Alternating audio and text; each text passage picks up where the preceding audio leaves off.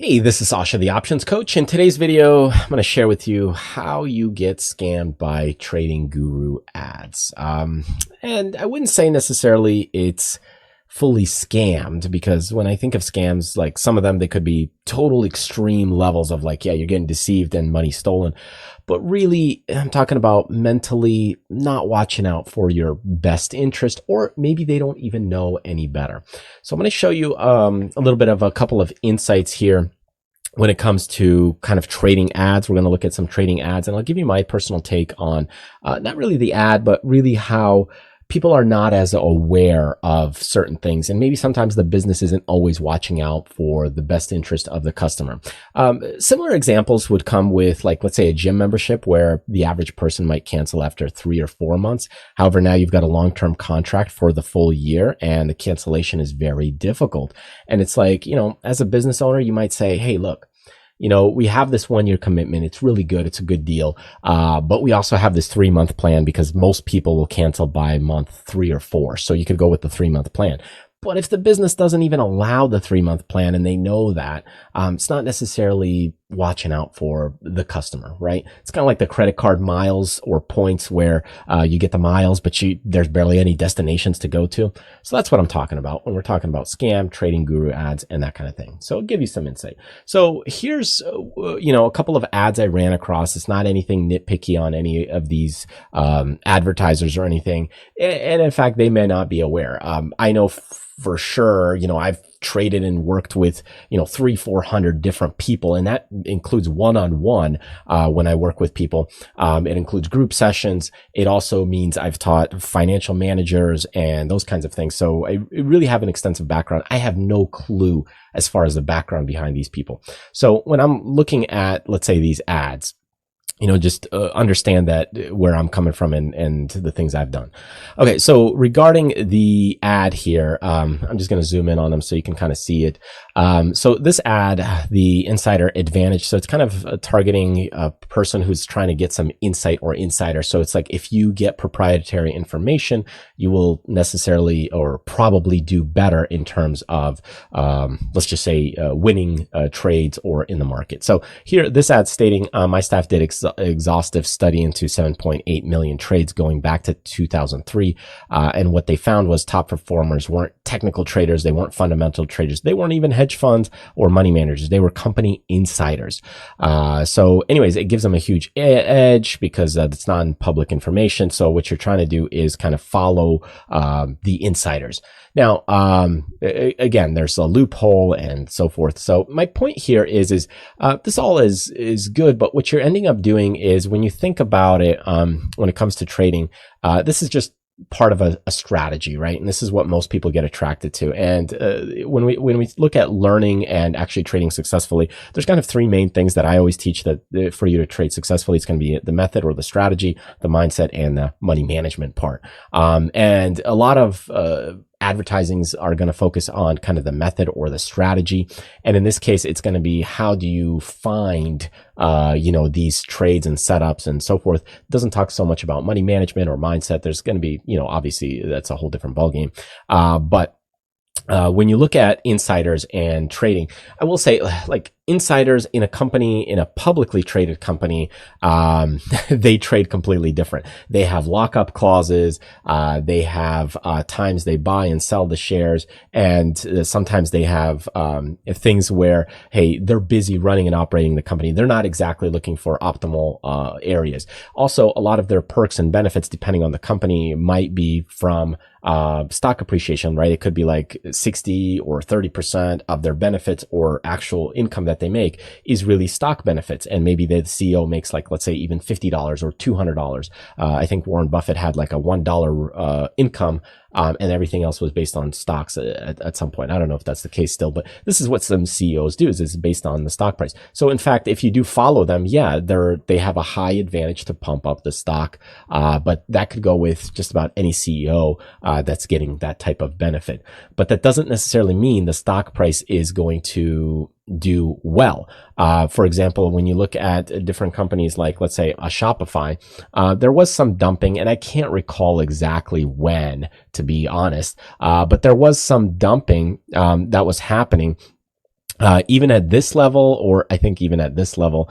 And even then, even if they're dumping or selling shares and you're following insiders, they might be dumping only 2% of what they have. So you have to be mindful.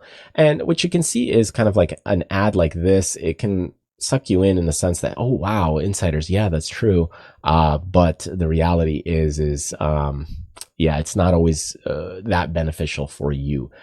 You could go in and study that, but still, you got to learn to spread money. You got to learn to manage your money, manage that strategy and concept. And this is really just kind of following, a different path of selection than maybe a fundamentals or technicals. It's a criteria for selection. So this ad kind of plays on your, insider information or, hey, exclusive bias that you want. Another ad here that I saw here, this is again, I don't know anything about this company or person. I'm just showing you how these ads structure. So there's not a lot in the detail of this ad, but if you go in and kind of click the ad, let me see here. If we click it, actually it goes to a Facebook ad or Facebook item here. If we go to actually the page, again, the 5-minute per day method, becoming consistent while staying at your 9 without blowing up your account. So I'm trying to figure out, because I looked at this, you're really looking at kind of a copy and paste trade information here by looking for, here is the demo, copy and paste 5 minutes per day method I've used to become, so it's playing on your bias of being lazy, of, hey, follow my trades and that kind of thing. Unfortunately, when you follow somebody, it doesn't really work out so well, because what's going to happen is, let's say that person has just in the sense of people ask me to do things and they say, hey, do you have any trades to follow? And I'm like, hey, let's just say somebody's dealing with a $3 million account. Okay, well, the way that they're handling positions might be different than the way you handle positions. Maybe you only got a $20,000 account. Also, if I trade, let's say, vertical spreads, you might say, oh, okay, well, I don't know how to do that. Well, all of a sudden, you might not be able to do those positions. And if you say, well, I can do vertical spreads, well, what about if I use vertical spreads, but I hedge it with a back ratio spread? Okay. And you might say, oh, well, yeah, I still know how to do that. But for some of you, you might say you have no idea how to do that. And what about, let's say, oh, I buy single options, but I hedge them with a vertical.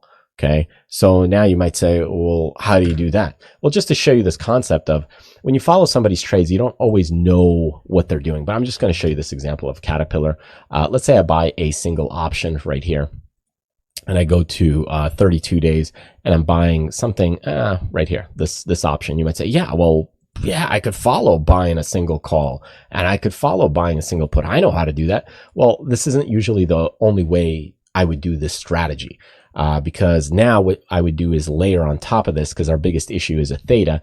I might actually sell off some additional premium, let's just say around a shorter duration, to hedge off or bump down the theta risk that we have, to bump this down.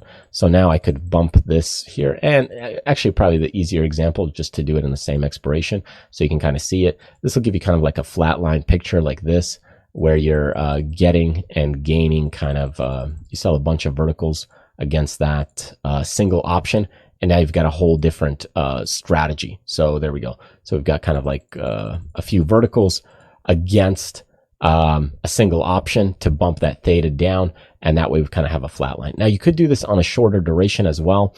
That gives you a little bit more of a bang or pop in the theta, and now you've got a whole different strategy and ball game. So my point being here is that when you follow somebody's trades, they're probably going to put something on simple. It doesn't really apply to you. It's like saying, hey, you know what? I like my steak medium rare. Some people like it well done. Some people, like it completely different, or the sauces that you like, or the salads that you like.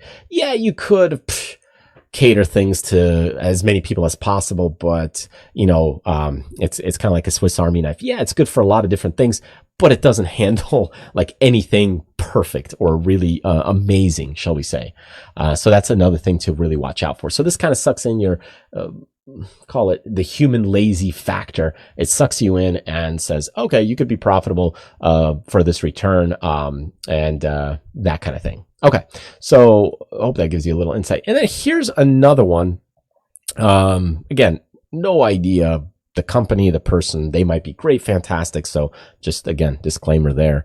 But again, it will play into your bias using a new trading strategy. So the thing is that most people, when we look at trading, and I've seen trading and I've worked with a bunch of different people over the years, they strategy hop. So what really happens is that when we go in and we actually look at a lot of, let me pull up this diagram here. When we go in and we actually aim to figure out the next thing, what people do is they do this one strategy, and then they'll go in and they'll hop to another strategy after that one's not working. So now it's again a new one and then a new one.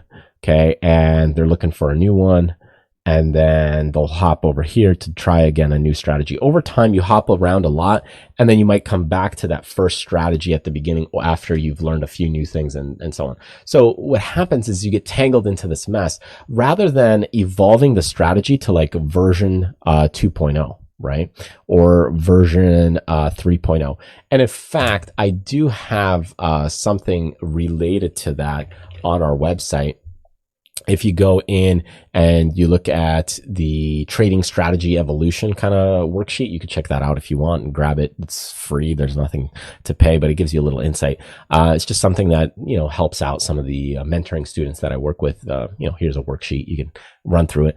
And we evolved the strategy to version 2, version 3, version 4. Over time, as you get to the next version, you'll probably have a much better strategy, right? Because the first time you do it, it's not going to be as good. However, when you are doing these things and you're looking at somebody, catering to you, hey, there's another new strategy. That's what people think they need.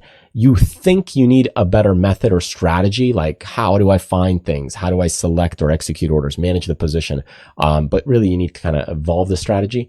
But you might actually need more money management because you might have a money management problem. You might not know how to diversify spread money. You might not know how to position size. You might not know how to capture gains or protect wealth on the downside. You might be doing fine making money, but you're losing it on the downside. Or you might not have the right mindset, like thinking about your overall trading, your portfolio, emotional intelligence. So there's a lot of different factors that come into play. And when we look at an ad like this, it's catering to most people's common thing as far as either strategy or, other ads cater towards wealth building or get rich quick, or it will even target a little bit more as far as, the dream lifestyle, I would say, is typical. This is kind of, the palm trees. This is usually the type of thing, how much you can make. That's the other thing. And from an ad perspective, this is how a lot of people get sucked in. But it's, I want to see the palm tree. Just move to Florida, California, whatever, Bahamas, Mexico. There's a bunch of palm trees there. But it doesn't necessarily going to make you just a better trader.